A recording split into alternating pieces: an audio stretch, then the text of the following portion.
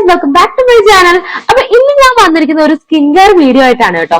നമുക്ക് എല്ലാവർക്കും കോമൺ ആയിട്ടുള്ള ഒരു പ്രശ്നമാണ് ഡാർക്ക് സർക്കിൾസ്. അപ്പൊ ഡാർക്ക് സർക്കിൾസ് മാറ്റാനുള്ള ഒരുപാട് ഹോം റെമഡീസും അതുപോലെ തന്നെ ഒരുപാട് അണ്ടർ ഐ ക്രീംസും ഒക്കെ ഇപ്പൊ അവൈലബിൾ ആണ്. പക്ഷേ ഞാൻ യൂസ് ചെയ്തിട്ട് എനിക്ക് എഫക്റ്റീവ് ആയിട്ടുള്ള ഒരു ഹോം റെമഡി ആണ് ഞാൻ ഇന്ന് നിങ്ങളുമായിട്ട് ഷെയർ ചെയ്യുന്നത്. ഏറ്റവും ലൈറ്റസ്റ്റ് സ്കിൻ എന്ന് പറയുന്നത് ഈ അണ്ടർ ഐസിലുള്ള സ്കിന്നാണ്. അപ്പം ഇവിടുന്ന് പറഞ്ഞ ഭയങ്കര തിന്നസ്റ്റ് ആയിട്ടുള്ള സ്കിന്നാണ്.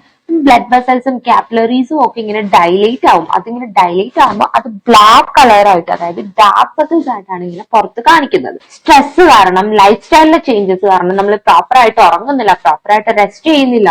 അതുപോലെ തന്നെ നമുക്ക് ഹെറിഡിറ്ററി ആയിട്ട് നമുക്ക് ഡാർക്ക് സർക്കിൾസ് വരാം. പിന്നെ നമുക്ക് ഹോർമോണൽ ഇംബാലൻസ്, തൈറോയിഡ്, അങ്ങനെ ഒരുപാട് കോസസ് ഉണ്ട് ഡാർക്ക് സർക്കിൾസ് വരാനായിട്ട്. ഇപ്പൊ ഒരുപാട് അണ്ടർ ഐ ക്രീംസ് ഒക്കെ മാർക്കറ്റ്സിൽ അവൈലബിൾ ആണ്. നമ്മൾ വെറുതെ പൈസ കൊടുത്ത് നമ്മൾ അത്രയും എക്സ്പെൻസീവ് ആയിട്ടില്ല, അല്ലെങ്കിൽ എക്സ്പെൻസീവ് അല്ലെങ്കിൽ പോലും നമ്മൾ വെറുതെ അണ്ടർ ഐ ക്രീംസ് ഒന്നും മേടിക്കേണ്ട ആവശ്യമില്ല. ആക്ച്വലി നമ്മുടെ വീട്ടിലുള്ള നമ്മുടെ വീട്ടിലൊക്കെ നമുക്ക് പെട്ടെന്ന് അവൈലബിൾ ആയിട്ടുള്ള സാധനങ്ങൾ വെച്ചിട്ട് തന്നെ നമുക്ക് വളരെ എഫക്റ്റീവ് ആയിട്ട് ഇത് മാറ്റാൻ, ഇത് കംപ്ലീറ്റ്ലി മാറ്റാനായിട്ട് പറ്റും. എനിക്ക് ഷൂട്ടിന്റെ ടൈമിലൊക്കെ നന്നായിട്ട് ഉറങ്ങാൻ പറ്റുന്നില്ല, ഭയങ്കര സ്ട്രെസ് കാര്യങ്ങളൊക്കെ ആയിട്ട് എനിക്ക് നല്ല രീതിയിൽ ഡാർക്ക് സർക്കിൾസ് ഉണ്ടായിരുന്നു.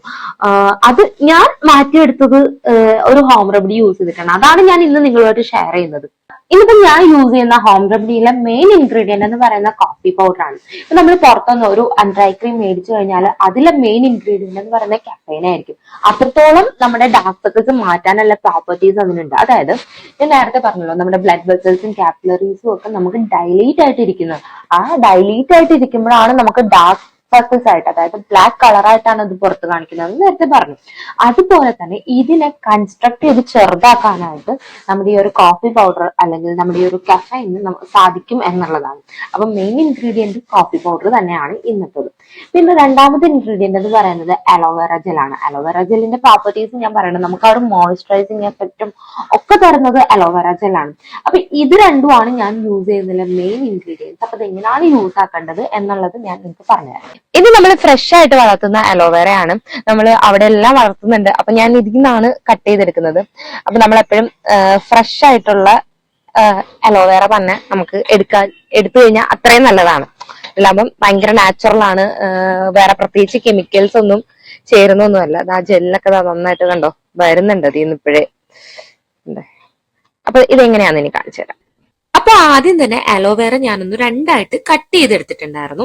അതിനുശേഷം അതിനകത്തുള്ള ജെല്ല് പുറത്തെടുക്കുകയാണ്. നല്ല കട്ടിക്കിരിക്കുകയാണ് ജെല്ല്. അപ്പൊ ഇങ്ങനെ ജെല്ലൊക്കെ മൊത്തത്തിൽ ഇങ്ങനെ പുറത്തെടുത്തു.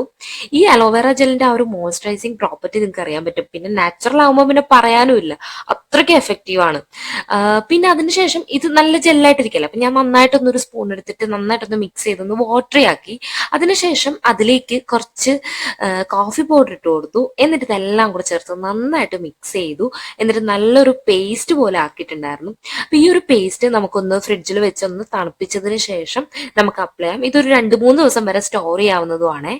നിങ്ങൾ ഈ ഒരു റെമഡി ചെയ്യുന്നതിന് മുമ്പ് തന്നെ നിങ്ങൾ കോൾഡ് കംപ്രഷൻ ചെയ്യുകയാണെങ്കിൽ ഏറ്റവും ബെസ്റ്റ് ആയിരിക്കും. അതായത് നിങ്ങളൊരു കോട്ടൺ എടുത്തിട്ട് നിങ്ങൾ നല്ല ഐസ് വാട്ടർ എടുത്തിട്ട് കോട്ടൺ അതിൽ ഡിപ്പ് ചെയ്തിട്ട് നിങ്ങൾ ഇങ്ങനെ കുറച്ചു നേരം ഇങ്ങനെ ഡാർക്ക് സർക്കിൾസ് ഉള്ളെടുത്ത് ഇങ്ങനെ വെച്ച് കൊടുക്കുക. അല്ലെങ്കിൽ പിന്നെ നിങ്ങൾ ഒരു കാര്യം ചെയ്യണം, ഒരു സ്പൂൺ എടുത്തിട്ട് നിങ്ങൾ ഫ്രിഡ്ജിൽ വെച്ചിട്ട് നന്നായിട്ട് തണുപ്പിച്ചിട്ട് അത് ഇങ്ങനെ വെച്ചു കൊടുക്കുക. കണ്ണിന്റെ താഴെ ഇങ്ങനെ വെച്ചു കൊടുക്കുക.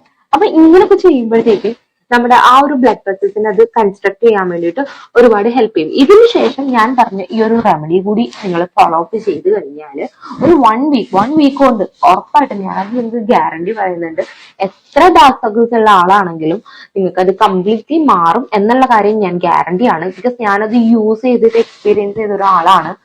പിന്നെ അതുപോലെ തന്നെ നിങ്ങൾ പ്രോപ്പർ ആയിട്ട് ഉറങ്ങാൻ ശ്രമിക്കുക. അതുപോലെ നല്ല ഫുഡ് കഴിക്കുക. വൈറ്റമിൻ B12, അയൺ കണ്ടന്റ്, അതുപോലെ തന്നെ ഫ്രൂട്ട്സ്, വെജിറ്റബിൾസ്, പ്രത്യേകിച്ച് ഗ്രീൻ ലീഫി വെജിറ്റബിൾസ് ഒക്കെ ഉണ്ടല്ലോ, അതൊക്കെ നിങ്ങൾ കുറച്ച് ഡയറ്റിൽ കുറച്ച് കൂടുതൽ ഇൻക്ലൂഡ് ചെയ്യുക.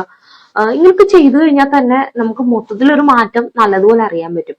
അപ്പൊ നിങ്ങൾക്ക് ഈ ഒരു ഇന്ന് പറഞ്ഞിട്ടുള്ള ഈ ഒരു റെമഡി യൂസ്ഫുൾ ആയിട്ടുണ്ടെന്ന് വിചാരിക്കുന്നുണ്ട്. അപ്പൊ നിങ്ങൾ എന്തായാലും ഇത് യൂസ് ആക്കിയിട്ട് നിങ്ങളുടെ ഫീഡ്ബാക്സ് ഒക്കെ കമന്റ് ചെയ്യുക. നമ്മുടെ ചാനൽ സബ്സ്ക്രൈബ് ചെയ്യുക. Thanks for watching.